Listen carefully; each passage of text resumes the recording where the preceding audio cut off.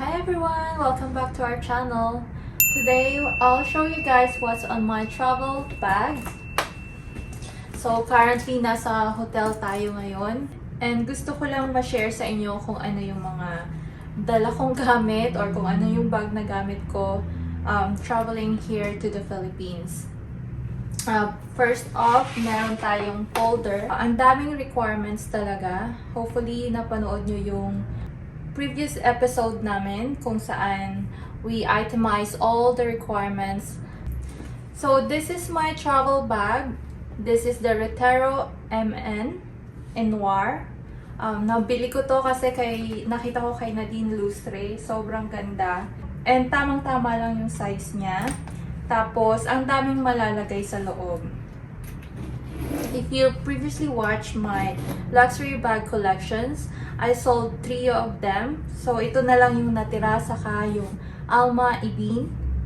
I almost sold this one, buti na lang hindi nag-work out. Anyway, so ito yung laman niya. And, pinalitan ko lang yung strap. Kasi kulay black yung strap, tapos walang ganito. Which is masakit dito sa shoulder dahil dumidiin sa buto. So, I bought this one recently kasi yung St. Cloud GM, kakabenta ko lang talaga prior sa flight namin papunta dito. And eto, bumili ako neto. Ito lang yung purpose ko, kaya ako pumunta ng Louis. Pero yung new sales rep ko sa LV, they just recently received the reverse mono. Kasama ko yung husband ko that time. And him being supportive, nag-push na lang siya na, yeah, since nabenta mo naman yung 3 bags, why not buy the bag that you really want to buy since pa, diba? So, back to the bag. I'll show you guys what's inside. So, first off, meron tayong pouch dito. This is to carry our passport. So, meron Canadian passport and then Philippine passport. And I also have here my card wallet. Usually, ito na lang yung dala ko. Then, I have a small notebook. And then, here are some of the pens. Usually, I only have one, but since nagta-travel and my husband and I always have to fill out documents or forms, nagdala na lang ako ng madami. Let's close that. And then, this is my charger. So, I bought this from Dollar Store doon sa Calgary. Sobrang convenient talaga niya. I really like the size. Kasyang-kasya siya dito sa travel bag ko. And if you guys are looking for this kind of pouch, sa Dollar Store na lang kayo. Maganda naman yung quality, mura pa. So the next one is my regular wallet. This is from Amazon. And meron lang dito yung mga social insurance number ko, yung certificate of Canadian citizenship. Mukha pa akong boy dyan. Napagkamalan pa ako dating boy.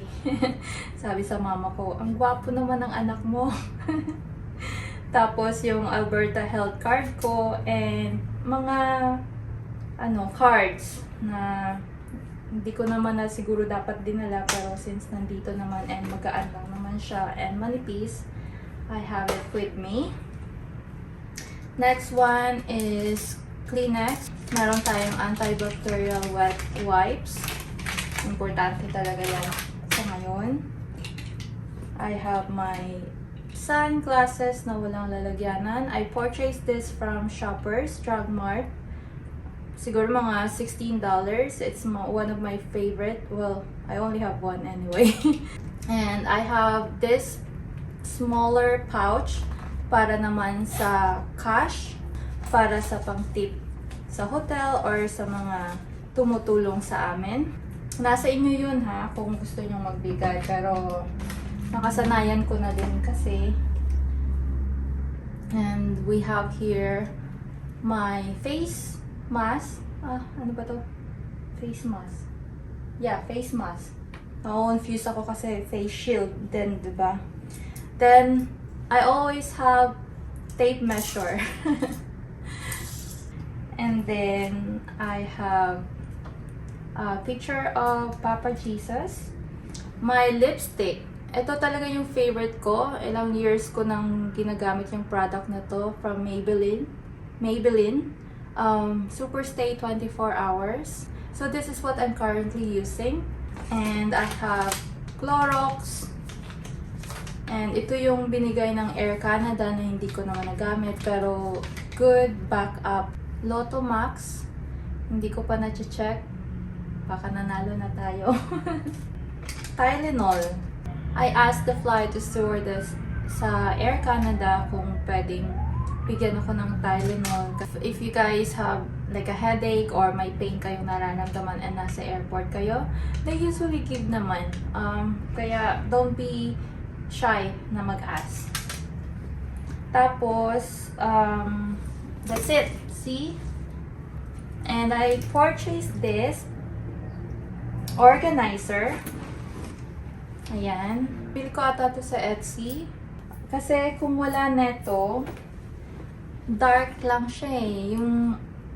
Ang hirap makakita yung laman. Or kung may hinahanap ka, pahirapan talaga. And I have this. Napaka-convenient neto na itong Purell. Itong ganitong klaseng hand sanitizer. Ilalagay mo lang siya sa gilid. Tapos you have access to it anytime. So, ito yung mga laman ng travel bag ko.